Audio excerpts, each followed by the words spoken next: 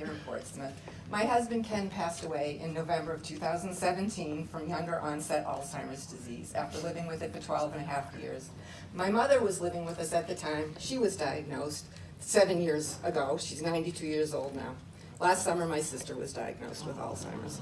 So 5.7 million Americans, you know this, live with Alzheimer's at a cost of $277 billion. By 2050, 14 million of us will have it at a cost of $1.1 trillion. It's on track to bankrupt Medicare and Medicaid. And as a caregiver for more than 14 years, I understand the mental, emotional, physical, and financial toll this takes across the country.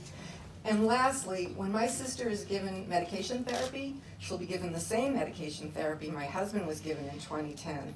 The same medication that came to market in 1996, 23 years ago.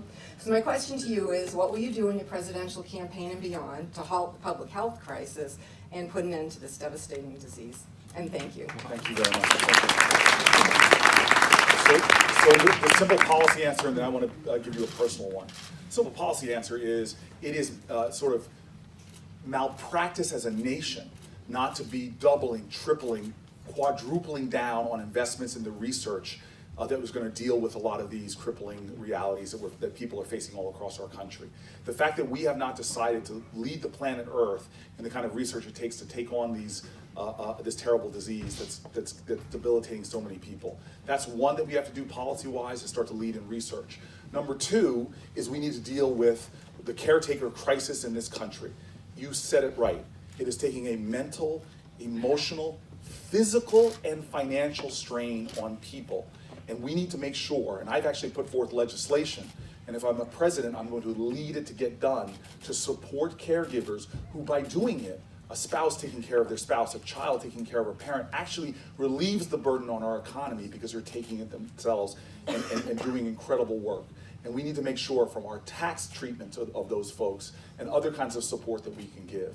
And then the last thing often happens is people move folks into nursing homes and they have to bleed through their entire life savings in order to qualify for Medicaid. Often they've worked their entire life savings to have something to pass on to their children.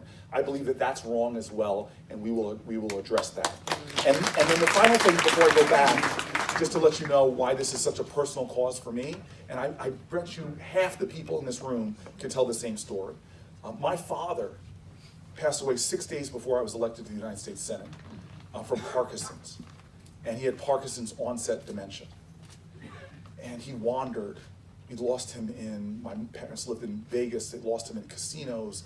He would open the front door and wander. I still remember taking my father on a dream vacation, and it was the first time he was showing that, and he disappeared one night. I got a friend to call for my mom in a hotel trying to find him.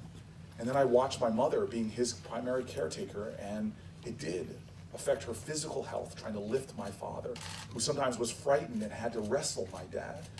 I mean, the personal pain I saw it causing my mom was devastating to me. And so I want you to know that we are weak in America when we let people struggle and suffer in isolation. We really do.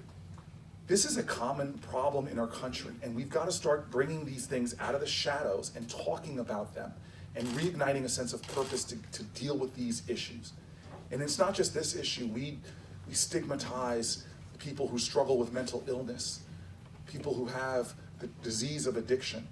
And we end up stigmatizing those people so they're isolated and alone, and often we end up dealing with those problems and those issues when it's far more expensive to deal with them. Our prisons are full of people with mental illness or addictions. We need to start bringing those issues out into the light, stopping the horrible stigma and isolation, and finding ways together to deal with those issues. We will do that when I'm President of the United States, but we all need to take responsibility for doing it as well now.